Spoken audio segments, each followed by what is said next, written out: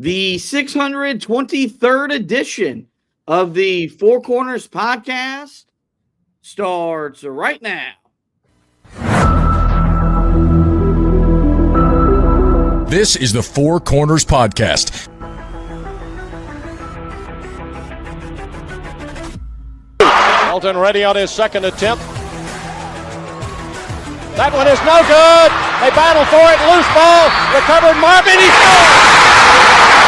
17 seconds left. And he was fouled. Here we go. Lawson with a runner. No. The rebound. Hansbrough at the gun. Got it.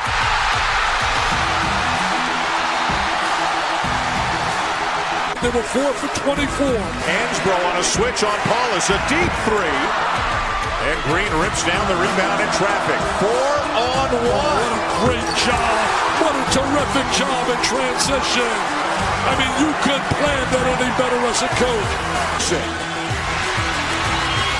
Tipped away by Johnson. It's loose. Page Johnson.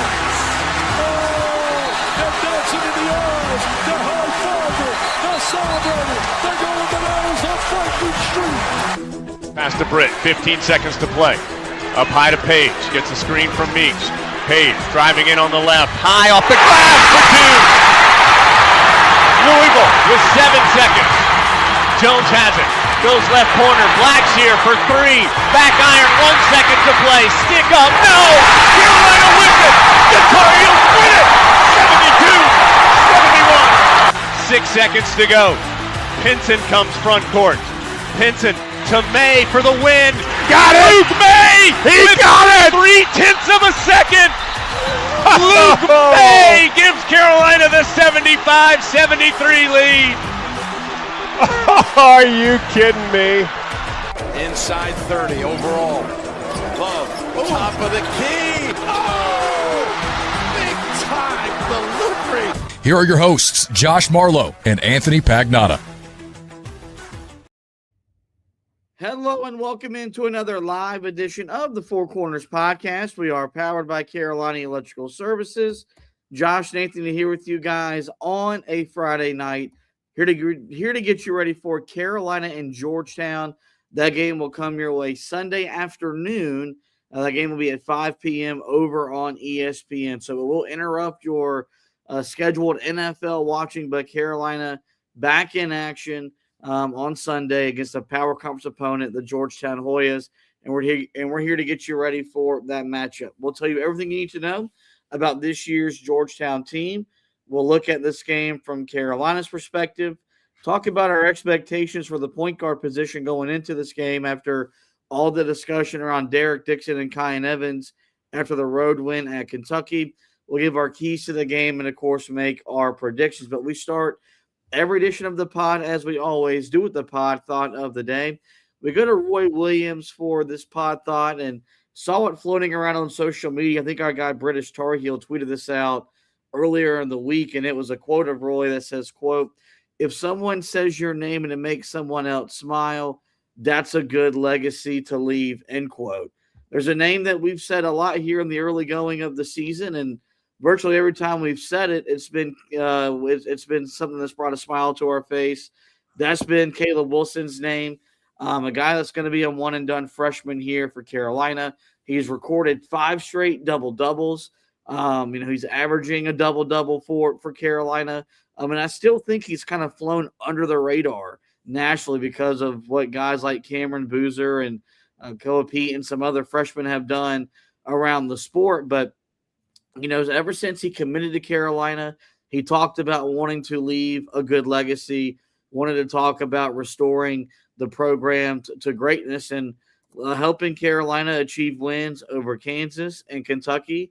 Certainly has put him in position to be doing the rare thing of being a guy that's been with the program for one season, but leave a good legacy. But we've seen former guys do it before. Marvin Williams, Brandon Wright, Kobe White, a few one-and-dones that whenever you bring those guys up, you're usually smiling because you're talking about good Carolina moments. And hopefully Caleb Wilson and the Tar Heels deliver another one on Sunday afternoon in the Smith Center.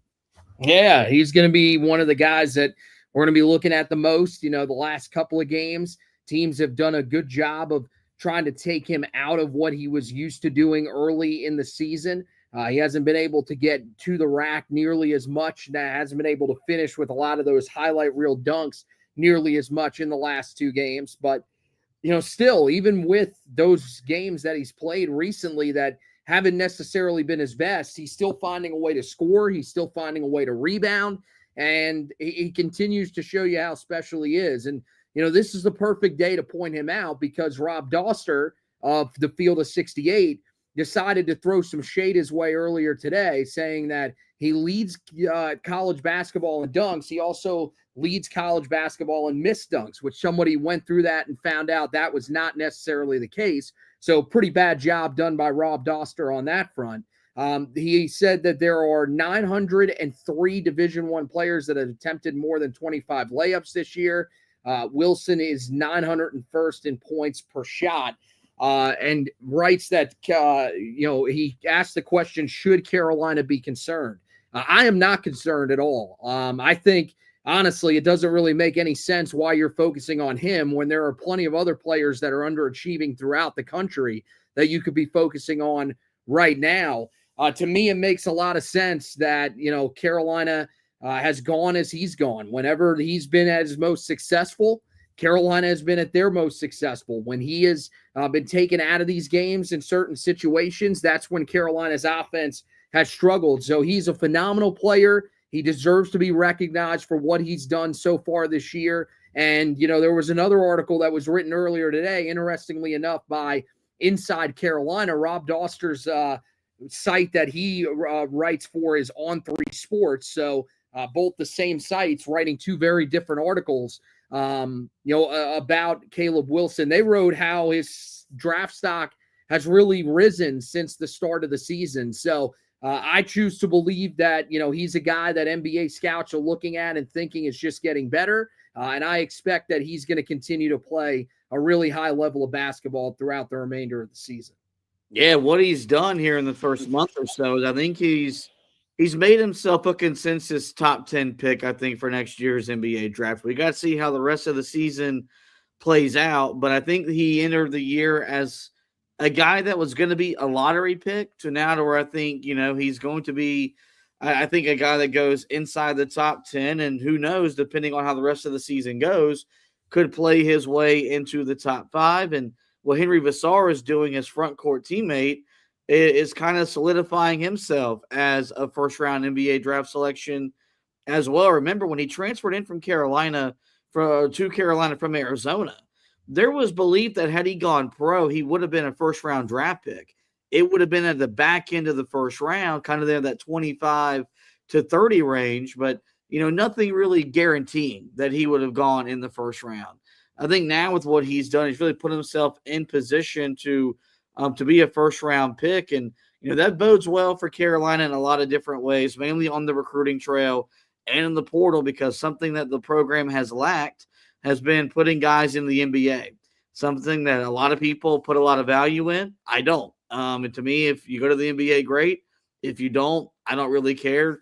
Hubert Davis's job is to win at the collegiate level and not put guys in the pros. But this year, they look like they're positioned very well to do both, and that's an exciting thing for the program. Let's turn our attention to the game against Georgetown with the scene set. Carolina, since 1949-1950, they're 4-3 all-time against the Hoyas. I think, there was a site that I saw that said that they're 4-4 against them all-time. Ironically enough, Georgetown's site says that they played back in 1920, but also lists the last time that they played was in 2003, not counting the 2007 matchup in the NCAA tournament. Of course, if you don't know by now, you should. This is the program that Carolina beat in 1982 to get Dean Smith his first national championship. Some freshman named Mike Jordan hit a shot. His name became Michael Jordan, and Carolina basketball would be forever changed, and Michael Jordan's basketball path would be forever changed. And I mentioned that matchup in 2007. That's the last time these two programs have met. That was in the Elite Eight, a spot in the Final Four on the line. Carolina up 11 with about 2 minutes to go in the ball game. Found themselves having to go to overtime, and they would eventually lose in overtime. And John Thompson III would go on his way to his only Final Four with the school. I've kind of referenced this at different points throughout, the podcast. But when you got 623 editions, people may have forgotten. That was the moment for me as a young Carolina fan, as a young basketball fan. That's when I knew the way I felt about Carolina was different. The year before, Carolina gets upset by George Mason in the NCAA tournament. And I remember that day, but I was outside playing basketball when the Heels got beat. Like, I wasn't inside watching the Heels.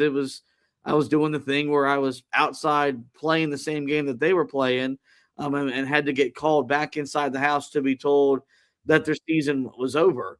This one was different. I was at my uncle's house because my dad, my uncle, big Carolina fans.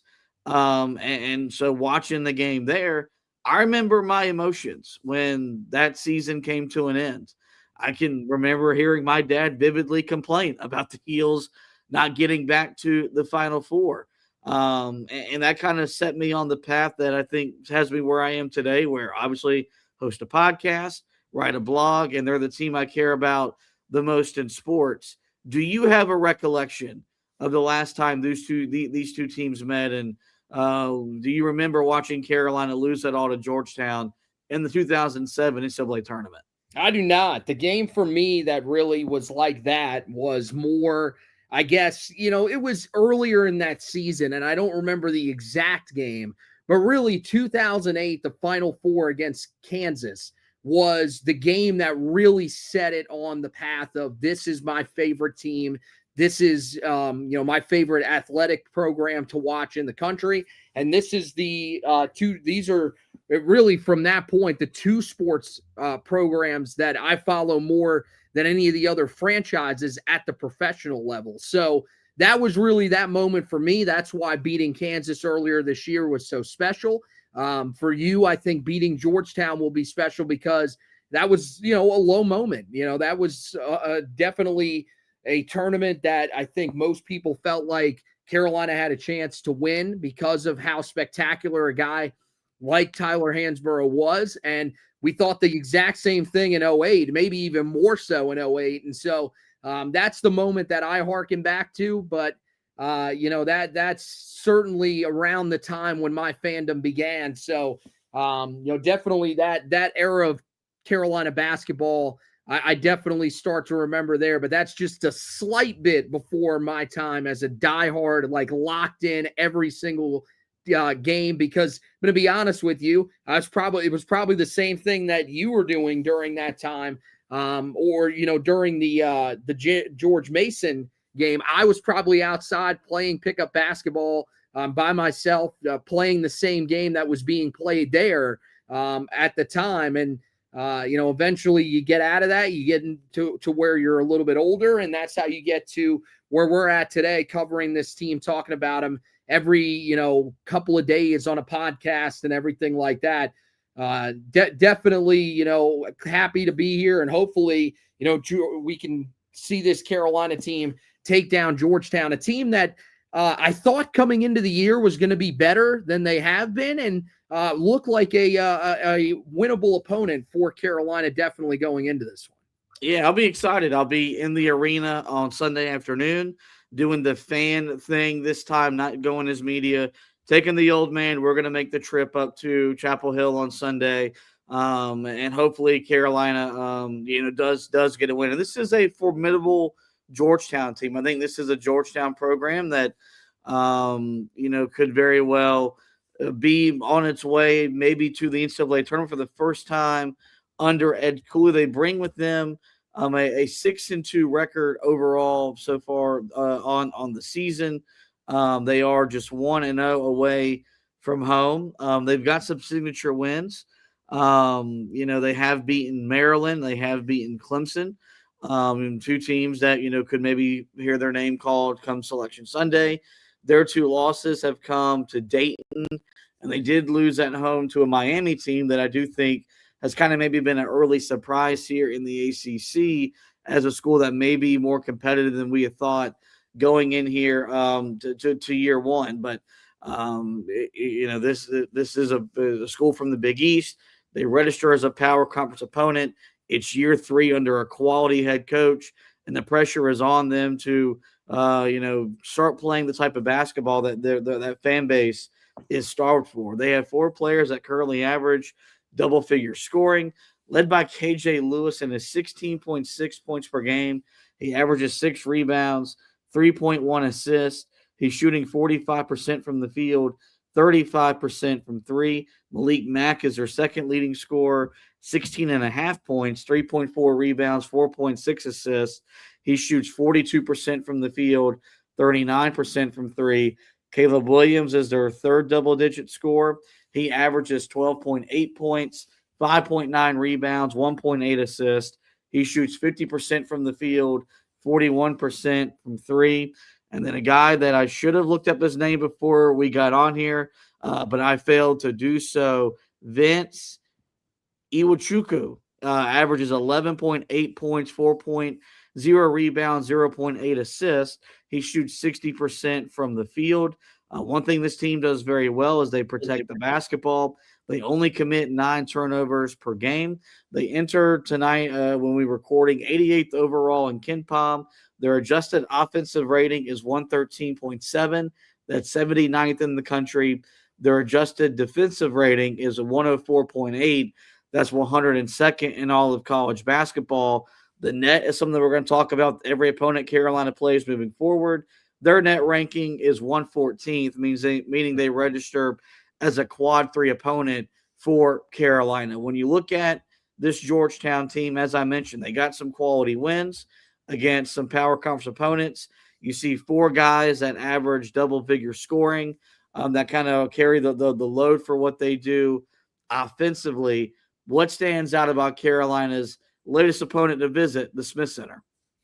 Yeah, I mean, when you look at this team, I mean, yeah, like I said, I thought in the preseason they might be a little bit better than they've been, but their 2 losses, not really that bad. I think, the thing that I saw, I didn't even look at it, and that's my fault for not looking before I spoke, but the loss to Dayton is considered it's a non-power conference loss, but we know that Dayton is a pretty good team, a team that's going to factor in to the A-10 race.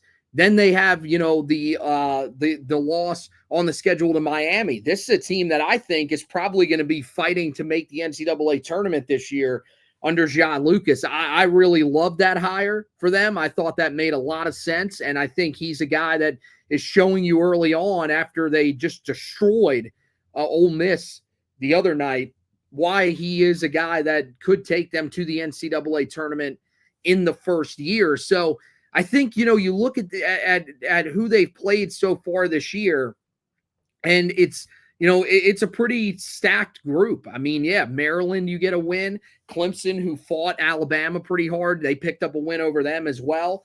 So this could be a challenging game for Carolina with this team rolling into the Smith Center. That net ranking is a little mysterious to me. I mean, when you have 2 wins against teams, Maryland, I'm not sure whether or not people think they're going to be an NCAA tournament team this year, but they've perennially been an NCAA tournament team here recently. And, I would say that Clemson is certainly going to be a team that's going to be challenging to make it back to the NCAA tournament this year. I mean, it's a team that's had a lot of success over the last 2 years. I think they probably should be a little bit higher in the net, but that's not how it's going to work. Still, I think this is a very winnable game for Carolina. You are at home against this team, and you mentioned, that they have 4 guys that are in double figures scoring, but unfortunately for Vincent Iwuchukwu, he is going to be out of the lineup, it would appear, because he has not played in the last handful of games for them. Unless there is some news that comes out on that, I haven't really seen an update. So maybe, Carolina avoids having to see him. That's a 7'1" big man. That certainly would be a challenge for Carolina. In his place, there's a guy that it's a name that you should remember if you're a Carolina fan, Julius Halafanoa. Remember, this was a guy that we talked about last offseason when Carolina was looking for a big man. He's averaging 8.4 points a game, rebounding a little bit better. So that certainly is something that I think we'll monitor in this game. This is one of the first teams that you look at and you say they have the size to compete with Carolina. They have the length to compete with Carolina. So I'll be interested to see how Carolina handles that. But going into this game, I think that this should be one that you should expect to win as a Carolina fan. And, hopefully Carolina can build off of the momentum, because I know everybody's panicking with what they're seeing tonight coming out of Kentucky. And I think that's a little bit over the top from this fan base to be panicking because Kentucky's struggling with Gonzaga. Yeah, our good buddy Myron Goodman just commented Georgetown is better than Kentucky. I think this is the second best team Carolina has seen so far. Look, I watched the first half of the Kentucky-Gonzaga game before I switched over. I got the American Conference Championship game on my TV right now for college football. But look, Kentucky's in a rough spot, okay? There's no denying that. And part of me feels for Mark Pope, because he's about to start dealing with his fan base, what Hubert Davis has dealt from ours. They're down 3 players. They're down 3 significant players. And I get why people could look at that and say, well, dang, if that's the case, why did Carolina struggle on Tuesday night? How could they hold them without a field goal for 10 minutes and still be losing for the majority of the second half? I think you just got to put into context what Tuesday night represented. That was a game at Rupp in a hostile environment, and one of the better environments you'll see this early on in the non-conference season, with a team that was playing desperate, that understood the assignment, that they had to try to get a win on Tuesday because, as you're seeing tonight, Gonzaga was next on their schedule. They've scheduled very tough. The losses are going to start to pile up here while they wait to get healthy. You can't look at everything in a vacuum. Sometimes you just got to look at it where it's not all comparable. Georgetown's good, man. They're a quality team. Ed Cooley, if you remember his time at Providence, he knows how to coach against Carolina. Coached against Carolina in 2 NCAA tournament games, back in 2014 when he had Bryce Cotton, and they pushed Carolina a full 40 minutes. And then you go back to 2016, they met in the second round, and they were very competitive against Carolina in that game.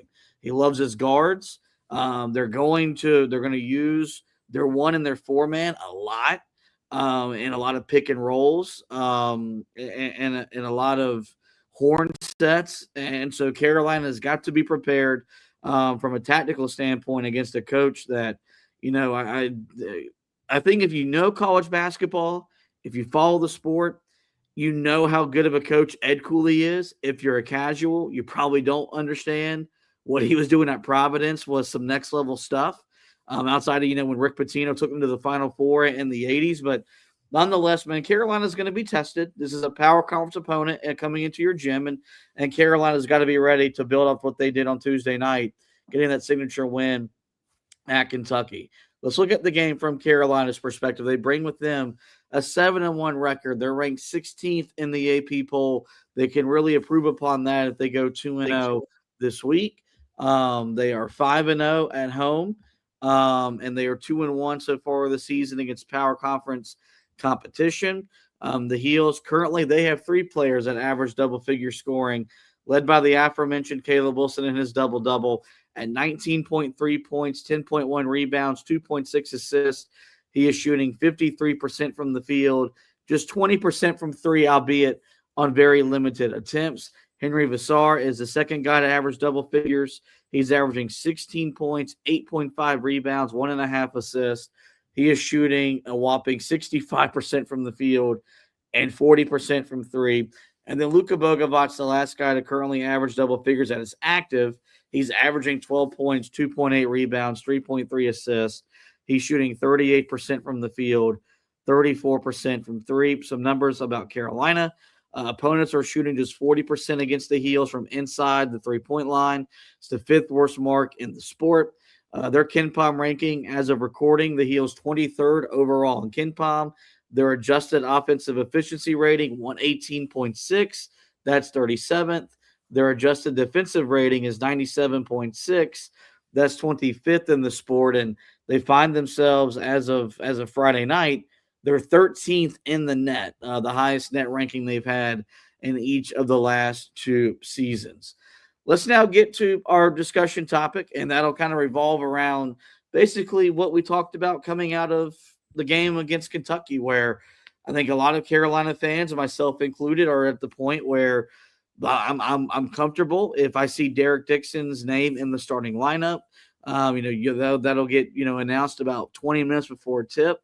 I would be okay with that, with the way he played down the stretch, with the way he just played in totality on Tuesday night against Kentucky as compared to Kyan Evans. I'd be okay with that. Unfortunately, since Schubert met with the media on Monday, he did not meet with the media ahead of this weekend's game. So we did not kind of get a chance to hear him speak on what he was maybe going to do at the point guard spot, with all the conversation focused around that specifically. What are your expectations for what you think Carolina should do and ultimately do at the point guard spot, starting with their next game against Georgetown? Yeah, I mean, going in, I think you're probably going to ride Derek Dixon's hot hand, and you're going to say, you know what, you came in off of a game where you hit 2 of the biggest shots that we've seen in a while for Carolina basketball to propel them past Kentucky. So you gotta stick with him. To me, that's your guy. I would probably start him in this game, but if they were to still start Kyan Evans, well, then the minute distribution needs to be pretty even. I think you should probably have both guys play near 20 minutes. And, I would like to see a little bit of experimentation in terms of, can you play these guys together? I think that's an important thing that we need to see moving forward, because we were talking about this with one of our coworkers here during the week. Is there a point that you get to where you say maybe playing Kyan Evans off ball is what makes the most sense for his success and for Carolina's success? And I'd like to tinker around with that a little bit here. Now, maybe you say, look, this isn't the place to do it. This is too good of an opponent. We need to make sure that we take this game seriously and not try anything experimental in this game. But I think it could work for Carolina. So I would like to see those moments where you could have, both guys on the floor together a little bit in that backcourt, because right now, Carolina is desperately looking for perimeter shooting. They need it. They don't have anybody that can consistently knock down shots from the outside. And maybe that could be Kyan Evans if he plays off ball. He did it last year at Colorado State, and it led to a lot of success. So I would like to see that experimented with during this game. Give Derek Dixon his due for what he was able to do in that game against Kentucky. Let's see if he can build off of that type of performance like he should in a game like this at home against Georgetown, and see if you've got something there at the point guard spot, because right now, with what we've seen so far from Kyan Evans here in the last 2 games, that just isn't going to cut it at that point guard spot for Carolina.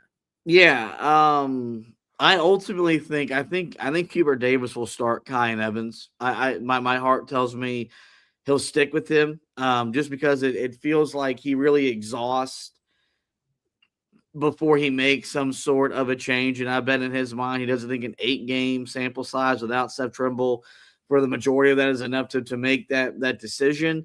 But Derek Dixon needs to be the first guy off the bench for Carolina, and they do need to play together.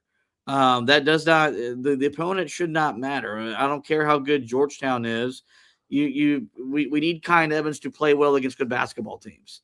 So you can't experiment and tinker against bad basketball teams and expect the production to still be the same when he plays against quality ones. So, but I think it's going to be interesting, because I think the fan base, and I expect this will be a lively crowd on Sunday afternoon, is not going to tolerate poor play from Kyan Evans. After what they saw the other night from Derek Dixon on the road in that environment, I mean, you could see, single-handedly won Carolina the game there in the final minute, they're going to want to see more of the kid because there's just a belief and a confidence in him that Kyan Evans hasn't given us as fans. So, their minutes should be broken up, but they do need to play together. And the simple point of the matter is until Seth Trimble gets back, you just need more from your guards. Like you need more from this spot. We talked about it, a few weeks ago when Evans's play was maybe starting to decline and he was averaging 8 points and 5 assists. We asked, well, could Carolina win with that? And they can. I think it makes their margin for error a lot thinner. And I think it makes it tougher for them to win, as opposed to where if you're getting adequate play from both of those guys combined, I do think it does kind of open the margins a little bit. But it's not just all on Kyan Evans and Derek Dixon. I mean, Jaden Young has been a nothing burger for this team this year. Hasn't done anything. I mean, all the stuff I talked about, he's yet to do that. And Isaiah Dennis is, more of a 2 guard than he is a 1. And he's just not simply ready to play, significant minutes yet for Carolina on a night in, night out basis. So until Trimble gets back, it's on these 2 guys. And so Hubert Davis needs to coach them up. He needs to challenge them because this team needs both of them for them to achieve what they want to achieve here in the non-con season. And then once we get, into ACC play and, per John Rothstein, that's when it could be, when Seth Trimble comes back. As much as Hubert Davis was optimistic about him earlier today, John Rothstein did send out a tweet saying that it's not an official update, but here's this tweet verbatim. North Carolina Seth Trimble has no set timetable for a return, but will hopefully be back before the start of ACC play, per a school spokesman. And league play begins this year on December 30th against Florida State. So you look up, it's 25 days away. Carolina's got a handful of games left, but if they're trying to get him back, before, that December 30th game, that's really about a 2.5 week span because of the time that they'll take off for the Christmas holiday. So they need more from Kyan Evans. They need more consistency from him. I think, they just need, it'd be interesting to see what Derek Dixon's production looks like with an increased role. But nonetheless, they need more from that one spot, at least until Seth Trimble can return and take some pressure off the backcourt. Let's now transition and give our keys to the game before we do make our predictions. The first thing I wrote down, to me, this is a maturity game for this group. How do you handle success? How do you handle prosperity? It's been a roller coaster at times for this program under Hubert Davis. When you had the big Kansas win, you had a mid-major opponent that was next up on your schedule. Well, now you're coming off a big road win against a nationally ranked Kentucky team. You're sitting here 2-1 in quad one. You've got a 13th ranking in the net with what NC State has struggled with the last week and a half. People are really starting to believe in Carolina as the 3rd best team in this conference. How do you handle success?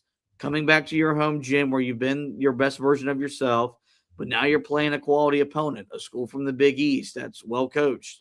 They've got size. They've got length. They're going to play with a level of physicality that you have to match. And so the first thing I simply wrote down is Carolina has to be ready to play this game from an emotional and a physical standpoint against a Georgetown team that's looking to come into your building and really get their first signature win since Ed Cooley took over that program 3 years ago.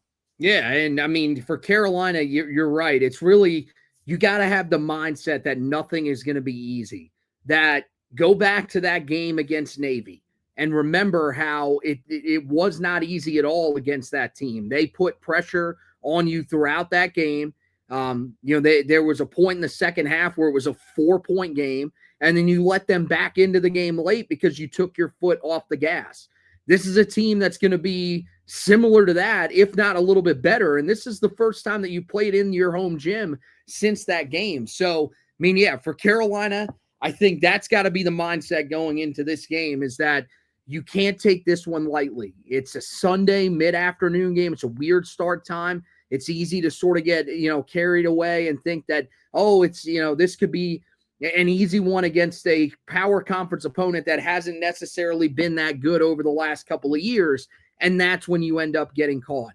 I think you're right. This is the year where if you're looking for Georgetown to take a leap, they've from his first year to his second year, there was a 9-win leap. Now, I don't think it's going to be that drastic again this year, but they could be a team that's right on the precipice of challenging for the NCAA tournament. So this is a win that could get better as the season goes along for Carolina as well. I think for that reason, you've got to be motivated coming into this game and be ready for a fight, because there are some guys that have transferred from other schools that are getting their opportunity here. KJ Lewis is one of them, a guy that transferred from Arizona, where he played a decent amount last year, but now he's the number one option, and he's really thriving in that role. Malik Mack looking to step up as the point guard. That's going to be a challenge for Carolina against a 6'1", 170-pound guard that moves pretty quickly. They've got to be careful with that. And then, we talked about it earlier. This is a team that's got a little bit of bulk to them. Caleb Williams, 6'7", 230, a little bit of size on the inside. Julius Halifanoa, 7 foot 270. So this is a team that's got a lot of muscle. Carolina's got to be prepared for what they're going to throw at them. And if they're not, Carolina could be caught off guard and get stuck in a really close game or possibly even get beat. Second key to the game, and this might be something I just write down every single game moving forward. You got to establish Caleb Wilson. You got to establish Henry Vassar.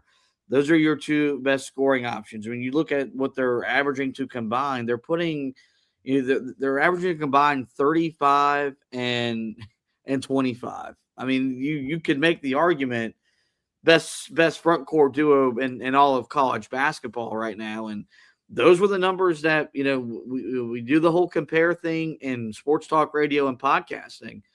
That's Tyler Zeller, John Henson type stuff right there, where they're just coming, they were just combining to just really pace Carolina for those 2 years back in the early 2010s. And, especially while they're struggling to shoot the ball from the outside, you need to give these guys the ball. And Caleb Wilson is learning how to handle being double teamed and how to play through double teams. I thought the other night he had a real good feel for when to pass. That's why he had 6 assists.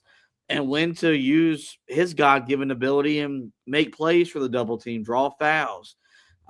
He's so explosive that even if he gets a shot off and miss it, sometimes he can just out-jump both guys to get an offensive rebound, layup, dunk, get a foul, so on and so forth. And then Henry Vassar, I still think we're scratching the surface of what he can be offensively.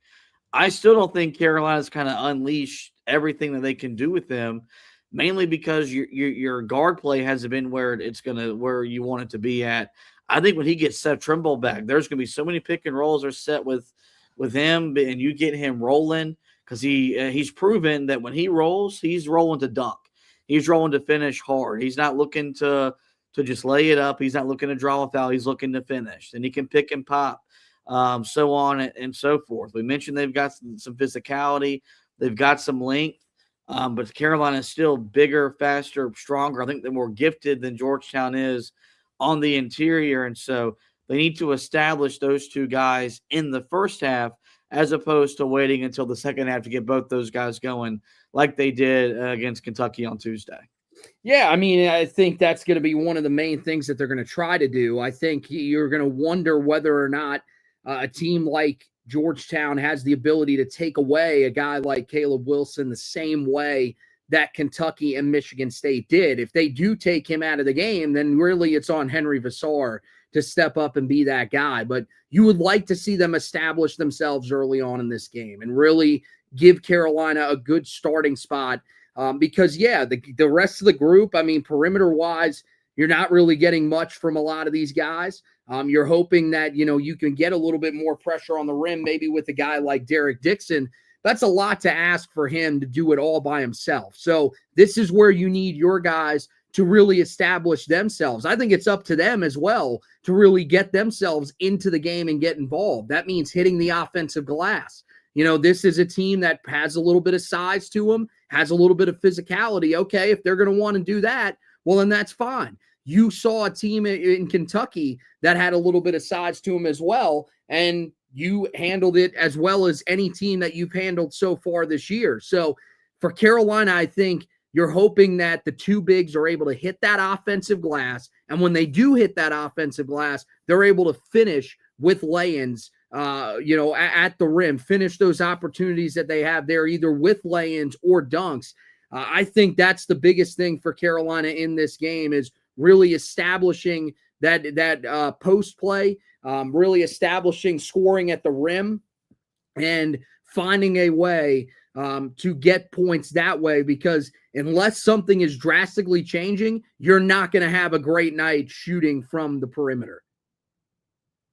No, you're not, but hopefully Carolina can start to get more consistent in that category, because they need to shoot the ball better from the outside if they really want to reach, I think, their fullest potential offensively.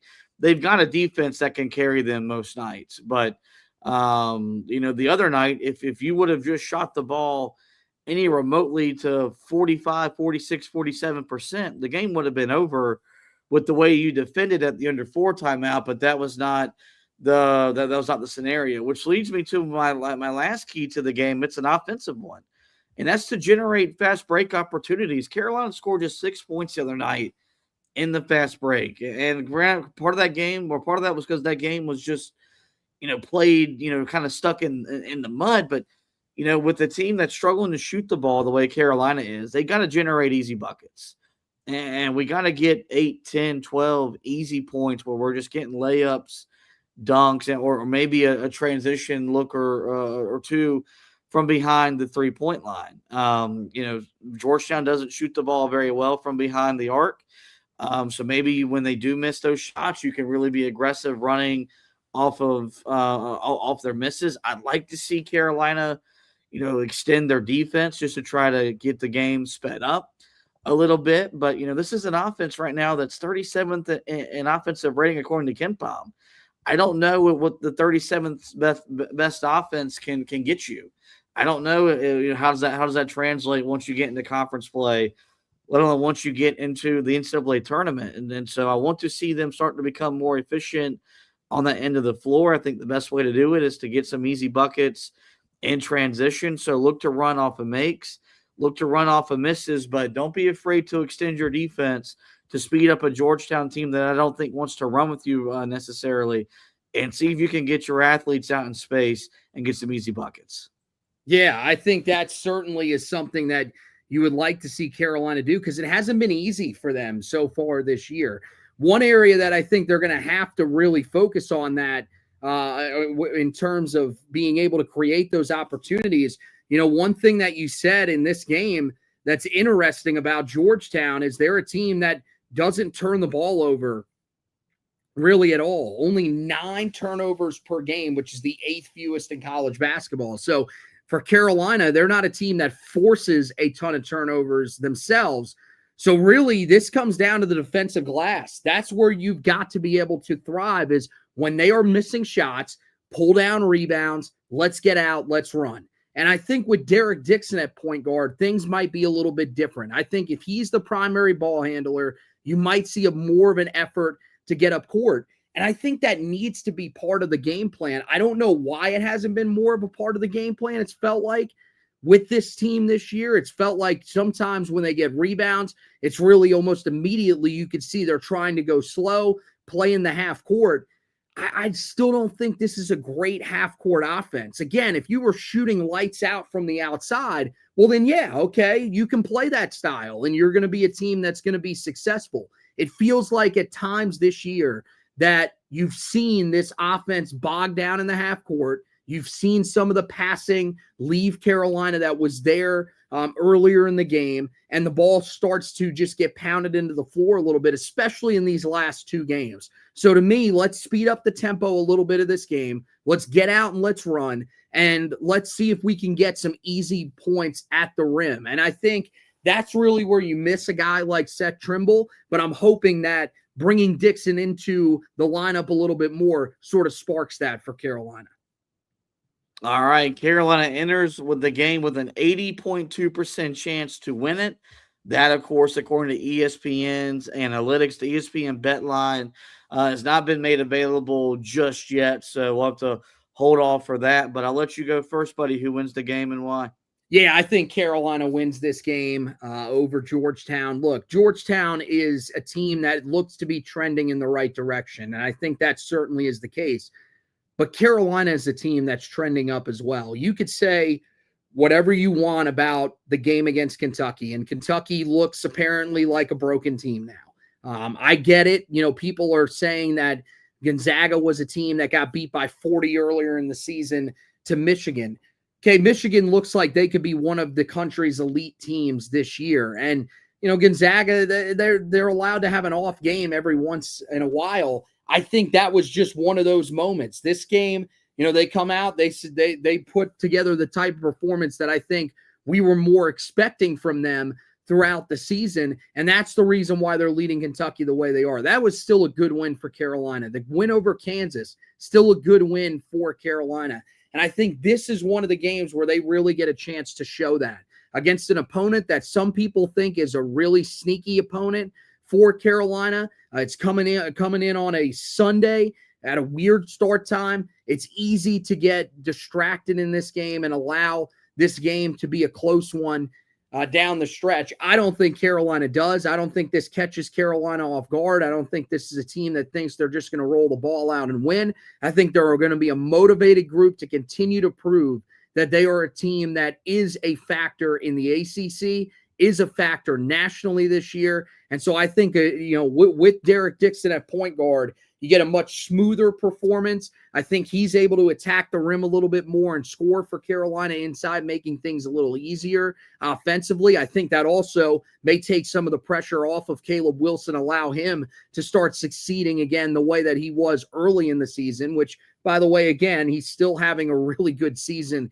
even with some of the issues that he's had shooting-wise, efficiency-wise, the last couple of games. So I think a strong performance from him and Vasar. I think that's what's going to lead Carolina to a pretty comfortable victory over the Georgetown Hoyas. Yeah, I think Carolina wins. I think they're just scratching the surface of what they can be, because this is still a group learning how to win together and learning how to play together. But they've got two massive wins already, on their resume with the Kansas win and the Kentucky win. And I don't think that they have a head coach that's going to allow them to rest on their laurels. I think they'll be motivated. I think they'll be excited to be back at home and play in front of the best fans in all of college basketball. Interested just to kind of see like the presentation of the game. Obviously, I won't be able to see it because I'll be in the arena. But I think it will be kind of unique going up against an opponent that Carolina has some storied history and tradition with from the Big East. But we have Caleb Wilson, they do not. We have Henry Vasar, they do not.